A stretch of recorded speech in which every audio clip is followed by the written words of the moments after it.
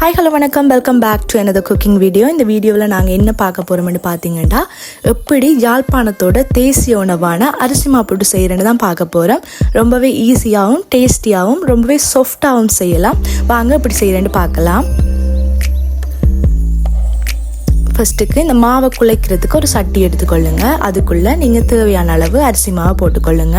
நான் 1 கப் அரிசி மாவு போட்டிருக்கிறேன். அதோட தேவையான அளவு உப்புத்தூளும் போட்டுக்கொள்ளுங்க.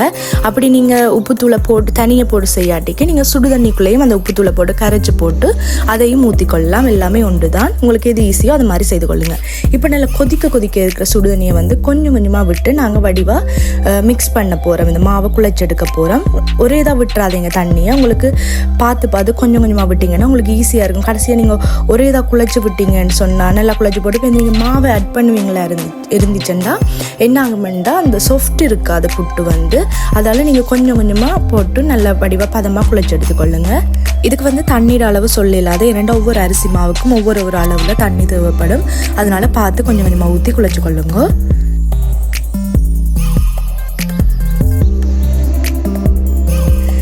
இதில் இன்னும் ஒரு டிப்ஸ் சொல்லித்தாரேன். என்னென்னு சொன்னால், நீங்கள் அந்த மாவு சைட்டில் ஒரு கொஞ்சம் மாவாயிரு கேக்கில் விட்டுக்கொள்ளுங்க. ஏன்னு சொல்லுங்கள், அப்போ நீங்கள் இந்த குலை கேக்கில் இப்போ எல்லாத்துக்கும் தண்ணியை விட்டிங்கன்னா நாங்கள் அப்படி மசிச்சுப்படி இந்த டம்ளர் அந்த பின்பக்கத்தால் அப்படி மசிட் கேக்கில் எங்களுக்கு எல்லாமே கூட அந்த இதில் தண்ணித்தன்மை இருக்குது தானே. அப்போ நாங்கள் எல்லாத்தையும் சேர்ந்து இன்னும் களியாக வந்துடும்.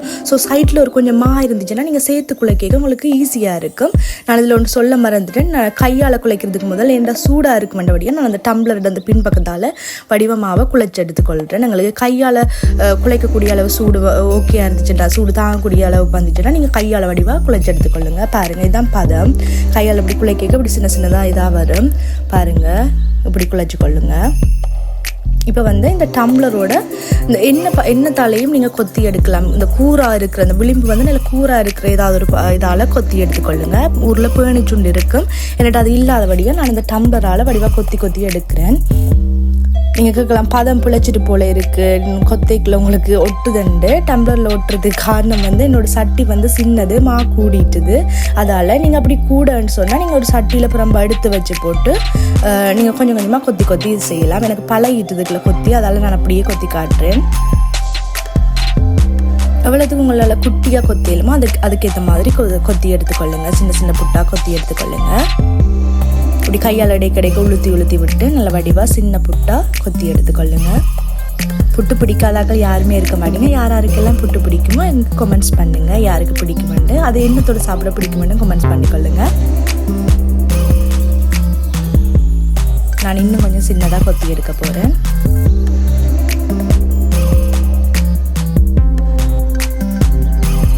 யாழ்ப்பாணத்தில் ஒவ்வொரு நாளும் புட்டை வைப்பாங்க. ஒன்று விடிய சாப்பாடாக இருக்கும், மல்லாடிக்கு நைட் சாப்பாடாக இருக்கும். அவங்கட வீட்டையெல்லாம் ஒவ்வொரு நாளும் புட்டு இருக்கும்.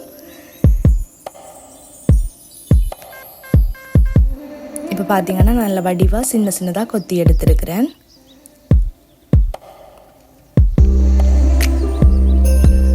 இப்போ பார்த்தீங்கன்னா புட்டெல்லாம் நல்ல வடிவாக கொத்தி எடுத்துட்டேன். இப்போ நான் இதுக்குள்ளே தேங்காய் பூ ஆட் பண்ண போகிறேன். நல்லா ஃப்ரெஷ்ஷாக திருவின தேங்காய் பூ எடுத்து நல்லா போட்டு நல்லா வடிவாக இருக்கும் மிக்ஸ் பண்ணி விட்டுக்கொள்வோம் புட்டோட சேர்த்து. இதே நீங்கள் குழல் புட்டில் அவிக்கிறேன்டா அந்த புட்டு ஒருக்கா போட்டு இப்போ கொஞ்சம் தேங்காய் பூ போட்டு அப்படி அவிச்சுக்கொள்ளலாம். நீங்கள் இப்போ ஸ்டீமர்லேயோ அல்லாடி இந்த புட்டு பானையிலையோ அதுலேயோ அவிக்கிறேன்னு சொன்னால், அந்த இட்லி சட்டிலையோ அதில் அவிக்கிறேன்னு சொன்னால் நீங்கள் மிக்ஸ் பண்ணி போட்டு அவிச்சுக்கொள்ளலாம். இப்போ பார்த்தீங்கன்னா நல்ல வடிவாக எல்லாம் மிக்ஸ் பண்ணி விட்டுட்டேன். இப்போ நான் புட்டு பானைக்குள்ளே தண்ணியை விட்டு தண்ணியை கொதிக்க விட போகிறேன். இதில் இன்னும் ஒரு டிப்ஸ் ஒன்று சொல்லித்தரேன். நீங்கள் இப்போ புட்டு குழைக்க வலிக்கிடைக்கே நீங்கள் சுடுதண்ணியை கொதிக்க விட்டிங்கன்னா உங்களுக்கு குயிக்காக எல்லாம் கொத்தி முடிய நீங்கள் வைக்கவே ஒரு 2-3 மினிட்ஸில் புட்டா வெஞ்சிடும். அப்படி இல்லாட்டிக்கு ஒரு 5 to 6 மினிட்ஸ் எடுக்கும். 2வது சுடுதண்ணி கொதித்து அதுக்கு பிறகு அவிக்கிறதுக்கு. இது தெரியாதாக்கள் யாருமே இருக்க மாட்டாங்க. யாழ்ப்பாணத்தாக்களுக்கு எல்லாருக்குமே தெரியும் நீத்துப்பட்டி. அதுக்குள்ளே நான் இப்போ எடுத்து வச்சுருக்க புட்டு எல்லாத்தையும் மிக்ஸ் பண்ணி தேங்காய் போட மிக்ஸ் பண்ண புட்டு எல்லாத்தையும் போட்டுக்கொள்கிறேன்.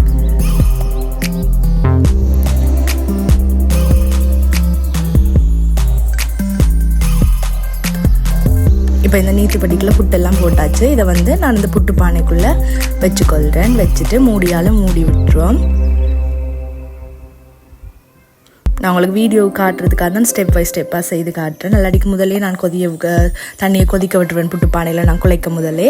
இது எப்படி அவிஞ்சிட்டுன்னு பார்ப்பீங்கன்னா அந்த மூடிட்டு சைடில் தண்ணி ஓடிட்டு இருக்கும். அப்படி இல்லாட்டிக்கு நல்ல நிறைய புகையாக மேலால் வரும், நல்லா ஆவி பறக்கும் இது தண்ணியெல்லாம் கொதிச்சு. மற்றது வந்து நீங்கள் அந்த புட்டில் தட்டி அந்த குரக்கன் புட்டு செய்யக்கலே சொல்லி தந்தனா புட்டில் அப்படி தட்டி பார்த்தீங்கன்னா ஒரு சின்ன பம்ப் கொண்டு வரும், ஒரு பம்ப் பண்ணும் இருக்கா, பம்ப் பண்ணும். இப்போ பாருங்கள் நல்லா அவிஞ்சிட்டுது எனக்கு புட்டு, நல்லா சாஃப்டான புட்டு அவிஞ்சிருக்கு பாருங்கள் எப்படி இருக்குன்னு. இப்போ நான் இதை ஒரு சட்டியில் கொட்டிக்கொள்கிறேன்.